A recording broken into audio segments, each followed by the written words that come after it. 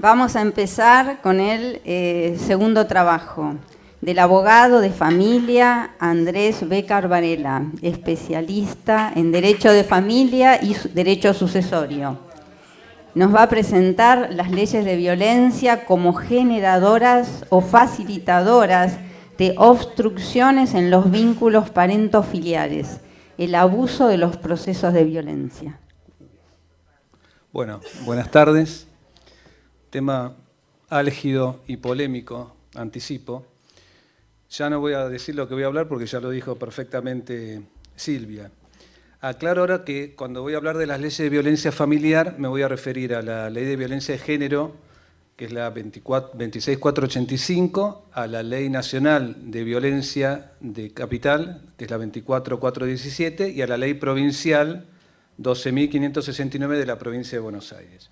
Pero antes de entrar en este tema específico, cabe poner de resalto que todo lo que yo voy a decir y lo que estamos diciendo la gran mayoría de los disertantes giran alrededor de un presupuesto esencial y elemental, que parte de reconocer al vínculo parentofilial como una relación afectiva principal, que es esencial para la construcción de la identidad y del equilibrio emocional de todo niño, niña o adolescente. Por ahí voy a decir niño y abarco a todos para no decir cada vez niño, niña y adolescente. O puedo decir niña también. La imagen que vamos construyendo cada uno de nosotros mismos, es el reflejo de lo que recibimos de nuestros seres más queridos, de nuestros seres más próximos, que son nuestros progenitores. Y eso va a condicionar nuestro modo de relacionarnos, nuestra autoestima y nuestra capacidad para poder responder frente a los problemas que nos va a ir deparando la vida.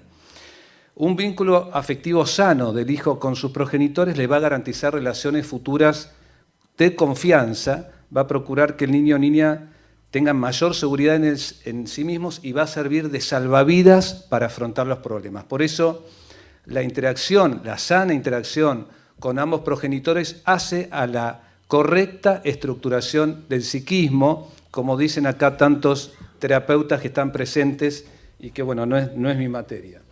De allí entonces la gravedad que entraña ese corte del vínculo. Tan importante es el vínculo parentofilial que es erigido como un derecho fundamental en todo nuestro ordenamiento jurídico.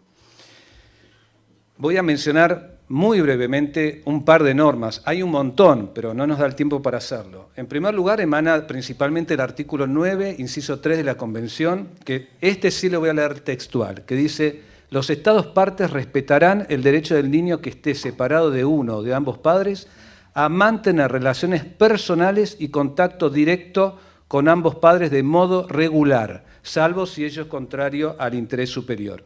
Es muy largo esta frase, yo la he sintetizado como el derecho de todo niño o niña a mantener un vínculo activo con sus dos progenitores.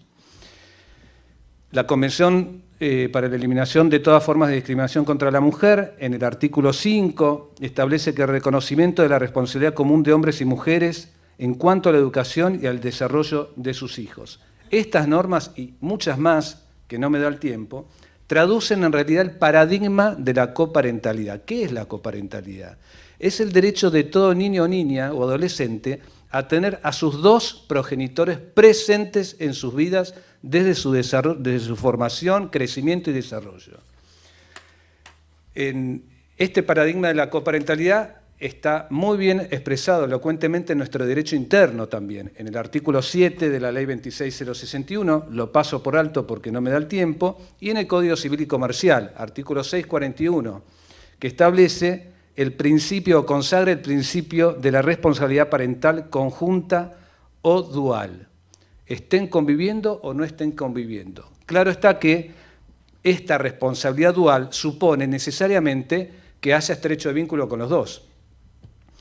Todo este soporte normativo y convencional da cuenta de la trascendencia que tiene este derecho a mantener vínculo activo con los dos progenitores. Es tan esencial este derecho que está penado su impedimento. El impedimento de contacto o la obstrucción del contacto es un delito penal previsto por la 24270. Bueno, ahora sí volvemos al tema principal. ¿Qué tiene que ver entonces, o qué vinculación o punto de conexión hay entre las leyes de violencia familiar con este derecho fundamental al vínculo activo? En primer lugar, podemos afirmar que el impedimento de contacto, la obstrucción de este vínculo, configura un grave supuesto de violencia familiar. Así lo dice, por ejemplo, una jurista muy reconocida como es Graciela Medina, en una publicación, se la voy a leer textual: configura una de las más graves formas de violencia familiar, el impedimento de contacto, constituidas por la violencia en el régimen de comunicación o la violencia por impedimento de contacto, mediante la cual se configura un daño de enorme importancia tanto al niño al privarlo del padre o madre, como al padre o madre al impedirle el contacto con el hijo. Tal es así que es un supuesto de violencia que la propia ley de violencia contempla una medida para contrarrestar este tipo de violencia. Sabemos que las leyes de violencia, ¿cuál es la finalidad? Prevenir o hacer cesar situaciones de violencia, y para eso se establecen una serie de medidas protectorias para neutralizar esas situaciones de violencia según qué tipo de violencia se verifica en cada caso. Veamos qué dice el artículo 4, inciso D, de la 24.417. Dice que el juez podrá decretar provisoriamente alimentos, tenencia y derecho de comunicación con los hijos. Es decir, se puede inferir que fue preocupación del legislador que frente a una situación de violencia por impedimento de contacto, la justicia tome los recaudos del caso aplicando una protección para evitar que se siga produciendo esa situación de violencia. ¿Cuál es? Te fijo un derecho de comunicación.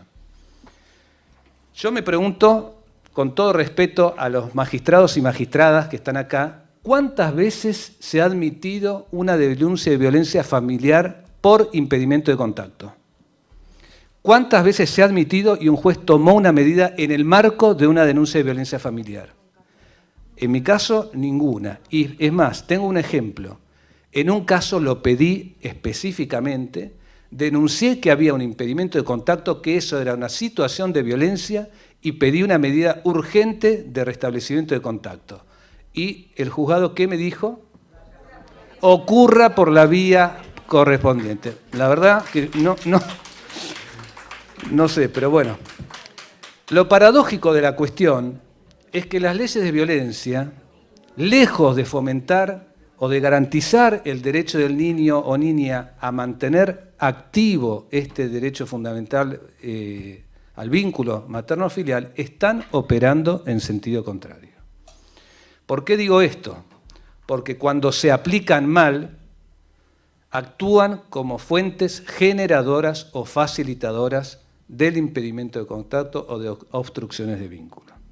El problema es que esta aplicación inadecuada es algo corriente, no es algo excepcional.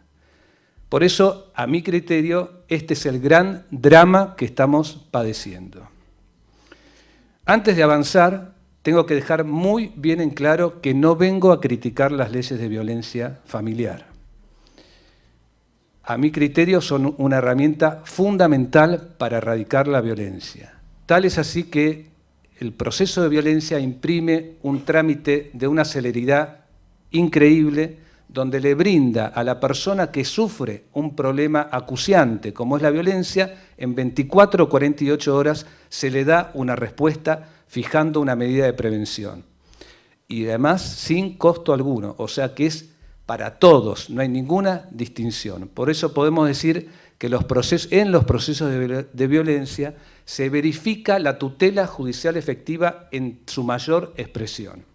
Pero sí voy a criticar la mala aplicación de las leyes de violencia. Y acá está el segundo punto de conexión entre el derecho fundamental a mantener el vínculo activo con ambos progenitores y las leyes de violencia. ¿Y en qué consiste ese segundo punto de conexión? En que cuando se aplica mal la ley de violencia, como les dije, se generan o facilitan obstrucciones de vínculo que violan ese derecho fundamental.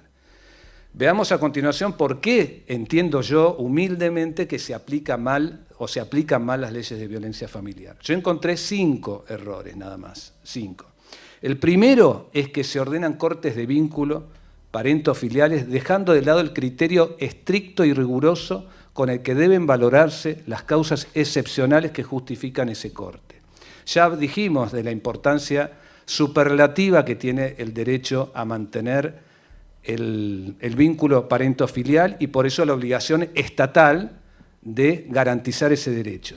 Citamos el artículo 9.3, pero sabemos también que los derechos no son absolutos, tienen excepciones. Pues bien, acá obviamente también hay una excepción. Lo dice también el artículo 9.3 y dice que este derecho, la obligación de garantizar este derecho puede ser limitado o restringido en supuestos en que se afecta el interés superior del niño, lo que solo podrá concebirse en casos extremos donde el contacto personal con uno de sus progenitores sea nocivo, o sea, ponga en riesgo la integridad física o psíquica del niño o la niña.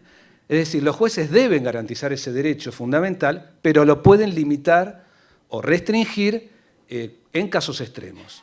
Ahora bien, estos casos deben apreciarse a mi criterio con un criterio, la redundancia, un criterio riguroso y estricto. ¿Por qué? Porque la suspensión del vínculo puede importar efectos muy nocivos para los niños y les puede llegar a generar trastornos que a veces son irreversibles.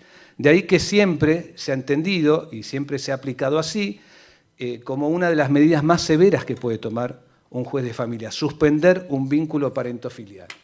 Ahora bien, en los procesos de familia este criterio estricto y riguroso parece haber quedado totalmente ignorado. Es de público notorio conocimiento, si no es así, alguien que levante la mano, la cantidad de veces que en el marco de los procesos de violencia se ordenan suspensiones de vínculo parentofilial entre el progenitor denunciado y sus hijos. Y esa suspensión suele durar 30, 60, 90, 120 días. Que son fácilmente renovables, que fueron fácilmente renovables automáticamente, para mí fue una locura, con el tema de la pandemia, y que además después se torna muy difícil revertir. Lo más preocupante también es que durante ese plazo, como decía Luis al principio, el progenitor denunciado queda anulado completamente, o sea, no se puede comunicar por ningún medio al hijo con quien convivía muchas veces. No se puede ni decirle feliz cumpleaños, el día del cumpleaños. No puede, lo tiene prohibido. Por eso digo que se trata de una medida severísima, que por su gravedad requiere de causas graves. Causas graves como pueden ser, sin duda, el abuso sexual o un maltrato físico grave. Pero lo que está ocurriendo con las leyes de violencia es que se están ordenando cortes de vínculo parentofilial en supuestos que no tienen la gravedad que deberían tener. Es que no todo episodio de violencia donde están involucrados hijos tienen la gravedad que se requiere para justificar una prohibición de ese calibre. Para ser más claro, vamos a poner ejemplos. Supónganse una discusión entre dos progenitores donde uno de ellos, en el fragor de la discusión, insulta feo al otro progenitor y hay un hijo presente. Nadie dudaría que es un acto violento eso. Yo no lo dudo. Hay un agresor que insulta a un progenitor que es víctima de ese acto violento. Víctima en forma directa y el hijo sería víctima en forma indirecta. Ahora, yo me pregunto, en ese caso, ¿qué es peor para el hijo? ¿Que corre el riesgo de presenciar un nuevo episodio similar en un futuro? ¿O cortarle de cuajo de 30 a 60 días el vínculo con ese progenitor que hizo esa agresión? Agravemos más el cuadro este ejemplo. Supongamos que la discusión es entre un progenitor y el hijo o la hija, y el progenitor le insulta a la hija. Andrés, perdón, últimos 5 minutos. Bueno. Bien. Qué rápido pasó, perdón. Bueno, supongamos que insulta, hasta le llega a pegar, le propina un escarmiento. Por supuesto que es grave eso, nadie lo duda que es grave. Ahora, ¿merece ese hecho tener una sanción tan severa como expulsarlo por 30 a 60 días? ¿No es mucho más eficaz tratar el problema de otra manera? Trabajando para que no se repita el escarmiento, con un abordaje diferente que se traduzca en intervención y no en aislamiento o corte. El problema se agrava porque, en general, se ordenan estos vínculos de 30, 60, 90 días y los jueces, o la magistratura, o los tribunales, después no termina ahí su intervención en el marco de la violencia. No saben qué pasó con el chico, si esa medida fue beneficiosa o fue. No reparan en eso, queda ahí. Con esto no quiero decir que hay que tolerar la violencia. Lo que vuelvo a insistir es que no todo hecho de violencia donde esté involucrado un niño justifica dictar una medida tan grave que al final se termina siendo peor y más gravosa. Otro error es que se abusa del dictado inaudita parte.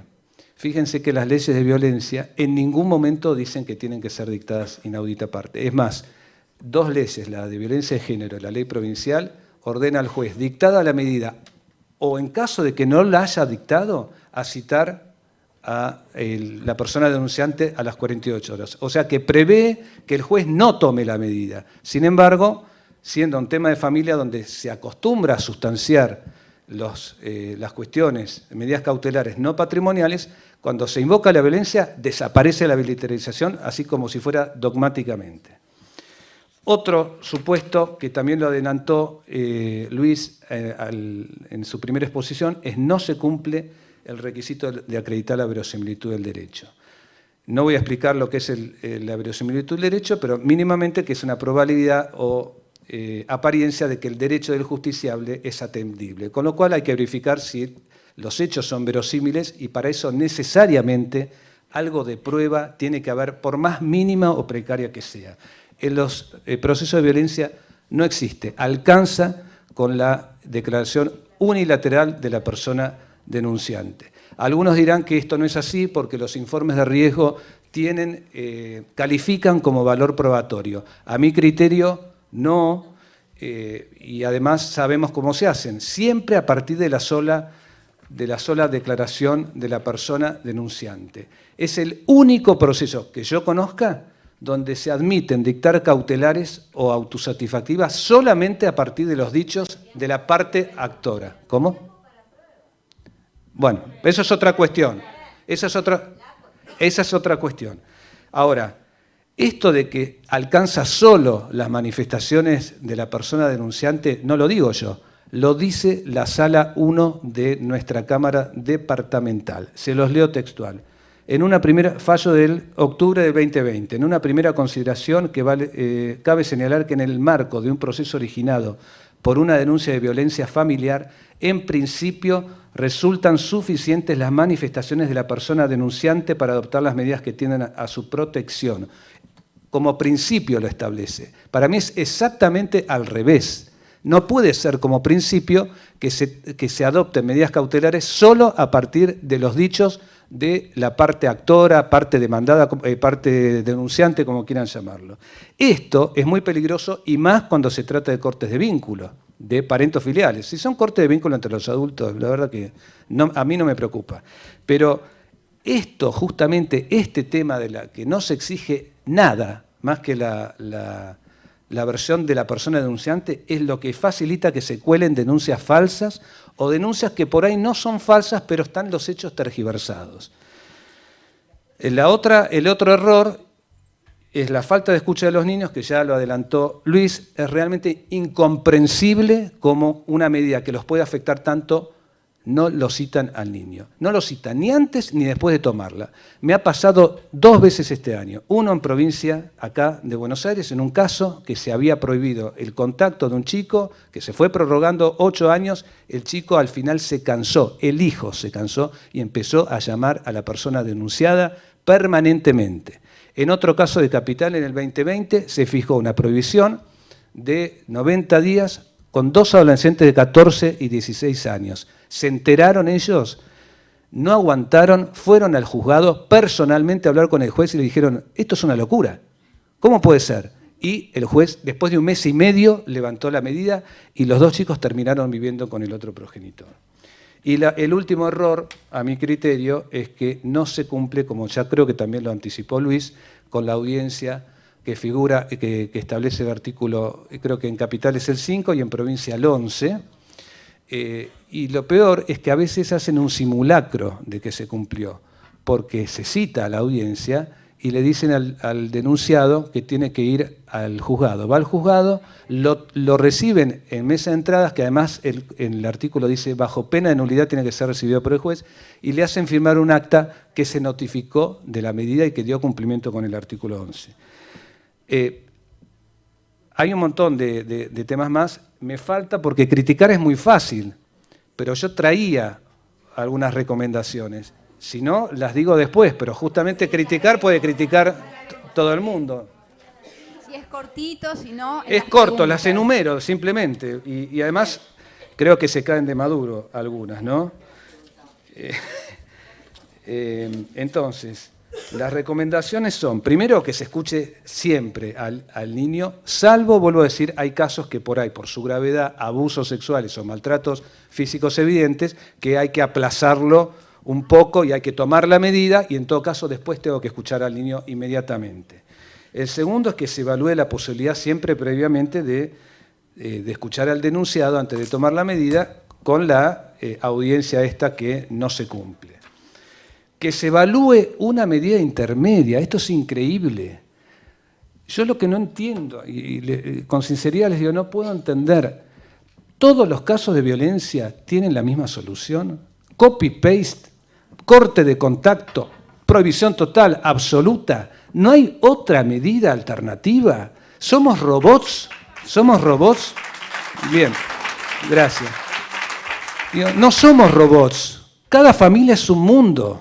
Entonces, si tengo dudas, si soy juez y tengo dudas, puedo fijar, no sé, una asistencia, ¿cómo se dice? Un régimen supervisado con un profesional, y si no hay un profesional, porque algunos, Cristóbal me decía a la mañana cuando discutía fervorosamente con él, me decía, no, pero hay gente que no tiene recursos, no puede pagar. Es verdad, y hay mucha violencia, sobre todo en la gente más marginal. Bueno, fijar un acompañante, un familiar, un amigo, algo, no sé, pero no sé.